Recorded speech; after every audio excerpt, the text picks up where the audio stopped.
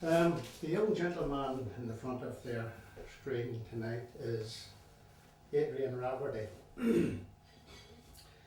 Adrian has given a great contribution over his life to the local GAA club, and we're going to hear a few of his memories and what his story is and what his outlook is on the GAA. Adrian, have you got childhood memories of the GAA in your life and how it all started? Yes, my earliest memories of the GAA unfortunately were not positive because my family, my dad and my older sister Jacqueline, my dad who's now deceased, and my older sister Jacqueline were both heavily involved in the GAA, and my mother and myself wasn't. And as a result of that, all I remember on a Sunday was rows in the house because Dad wanted to go to the football, Mum wanted to go out for a spin in the car to somewhere, and of course Dad always won. So Mum was left sitting in the house on her own, or she had the luxury of going with Dad if she wanted to.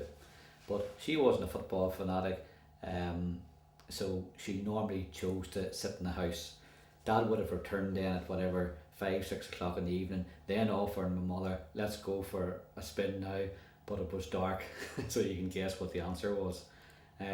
So as I say, it had a negative personal impact on me at the start, but as I say, things mellowed as time went on, and of course sometimes dad would have tried to be accommodating and go with Mum. But Mum herself was certainly a good club woman. She was one of these behind the scenes women. She was the typical woman that made the 10 loaves of sandwiches and the buns, and she took part in fancy dress parades, dressing up. Her and Dorothy Rafferty would have constantly dressed up for the sports days. So there was a lot of personal involvement in that. Early on the early years as well, I would have took part in the score. In fact, I think it was the early 80s, late 70s or early 80s, I reached the Ulster final in the score competition, solo singing with the Isle of Innisfree. And in fact, it shows you how these things get remembered, because I was recently at a points pass jigs and reels competition where Jarlath Burns was doing the commentating, and I introduced myself to Jarlath because I was doing the technical aspect of it, and Jarlath says, I remember you singing the Isle of Innisfree at the Ulster final down in Armagh Hall, and that was 30 years ago. So Jarlath certainly has a keen memory. But initially in the early days, I had a low impact in club stuff. Took part in, as I say, the score, various wee quizzes for the score. I certainly can remember helping out a fair bit at the Christmas concerts, more in a technical aspect rather than acting. But I done a bit of videoing, but I certainly never wanted to take part in any games, football. And my dad tried his best to get me to play football, bought me the boots, bought me the shorts, bought me everything, but no, I was not taking part in sport, any sport. It wasn't anti-GAA by any means, it was just any sport I didn't want to be involved in, so that's certainly my earliest memories in the GAA. Whenever you were talking about some conflict that was arising in the family, Mum wanted to go one way and Dad wanted to go another, that would be very typical, I would say, of a lot of families throughout Ireland. And what age were you around that period, can you remember? Well, this would have started, my earliest memories would have been probably around 7-8-year-old mark, because it was between about 8-year-old and between about 14 and 15, because at 14 or 15 you're probably old enough to be left on your own, so I didn't really care what happened, I wasn't going to the football anyway, so I could go my own way at 14 or 15. But it certainly was about the age of 8. And then Dad also made matters worse because he became then a referee. He decided he hadn't got enough football in his bones, so he went down the refereeing route, and that led to even more problems on the family life. So, that was his love, like, and it was one of his few loves. He wasn't a pub man. He wasn't a drinker. He liked GAA and loved attending matches, loved refereeing, and certainly that was his only really social outing. When you say matches there during that period, were that local club matches or was that in the county? Both. Yeah, both. Both county and local club. I don't know which would have been his favourite. I don't know. I couldn't honestly say, because he had the enthusiasm, equal enthusiasm for both, and thankfully he lasted around to see Armagh lifting the All Ireland. He died shortly after that, but he was there on the big day, and certainly he had a tear in his eye. I remember that. You're unique in the fact that very often when we interview people who had playing careers, they were also influenced by usually their father, not always, but very often it was the father brought the influence on the son type of thing, and they started off with playing or involvement in the GAA. And was there any negative things happen that made you decide, no, this is not for me? I don't think so. Basically, at school, like I went to Bestbrook Primary School, and that might have been a good decision from a parent's point of view. You know, our local school, the teaching probably wasn't brilliant in the local school at that time. So I went to the Bestbrook Primary School, but that had the effect of taking me out of the friends or any friends that I could have made in the local area. So I think as a result of that, it maybe led to not being involved in club activities as much as I should have been.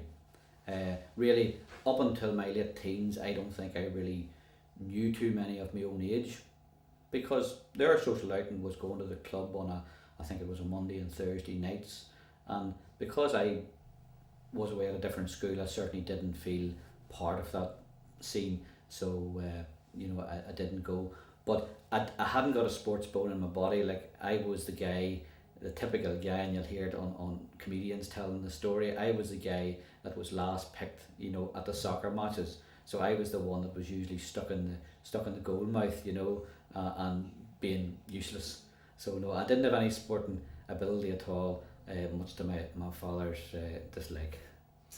Was there any other relatives close to the family who had GAA involvement?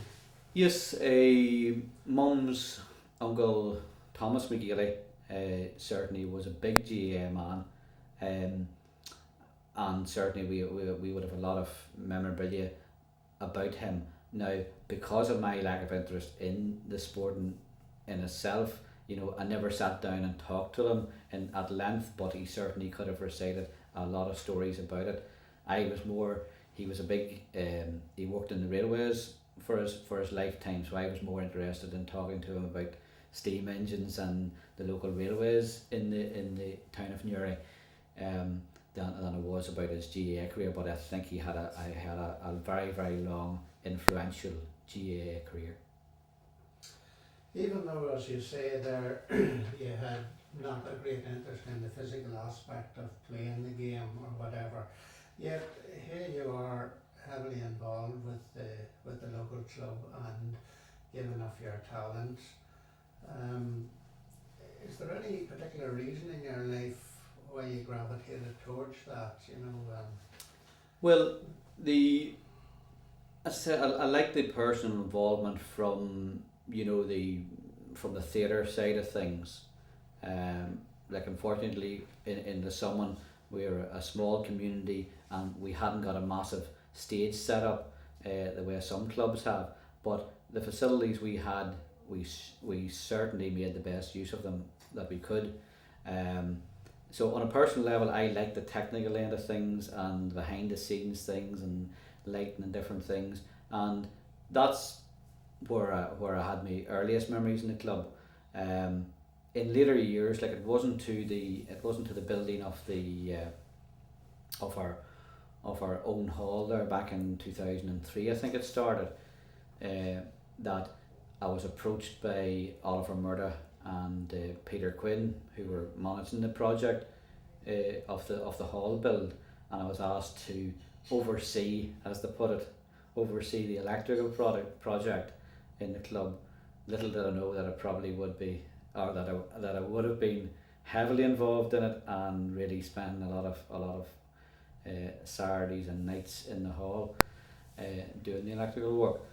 But it was a great role. Like I felt my father died in 2003, so he worked on the was a volunteer on the initial building of the hall, on the start of the hall, foundation, that type of work. So then I came in at the end, obviously, to help out on the electrical side of it, and I found that it was a great personal satisfaction to continue on a thing that he didn't see to the end. So I thought it was a good thing to finish off what he started in a way. Certainly, knowing you personally and seeing your work in the club, you mentioned the electrical side there, but you've also a great knowledge of all the modern technology, computers and stuff like that, and you've applied these talents to the club and to the community, which is a great way. Have you ever looked on it that way, where the local club is it's a great avenue sometimes for exploiting your own talents? Absolutely, yeah, absolutely. I find that the club helps my work life, and my work life helps the club. Both go hand in hand. So yes, there is a strong part in that. Things I've learned in the club, I can apply to other things, and vice versa. So it is. I would have. The club certainly had a website.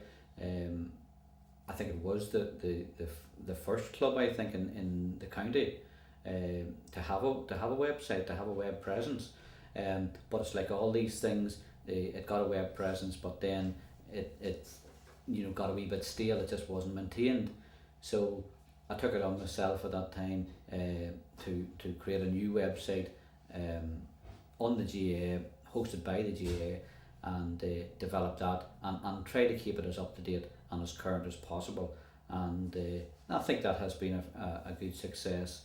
I also applied my computing background to the communication end of things, and to the text service that we issue to all our members and update them with various events. So that led on very, very successfully to the post that I now hold in the club would be registrar and PRO. So it fits very comfortably with what my interests are, and certainly I have no input whatsoever in any team affairs or team management or anything. I keep completely in the background. I wouldn't even utter a word to say about that, because I know nothing about that end, and that's certainly not where my strengths lie. Here we are, the club benefiting from your experience and your talents. I suppose in a sense you could say you're the IT manager for the club, and as you all know, that's a very professional job in the world today. And yet here you are, giving all these hours to this club, doing this very professional job for them, and it's totally free of charge. You're in the volunteer role. Now that's a thing that's been debated greatly within the GAA, the role of the volunteer and the professionalism that creeping in. How important do you think the volunteer section of the GAA is? Very, very important, and I think that's what makes it very unique, the fact that we have the volunteer sector there, and it's very, very vibrant. Um,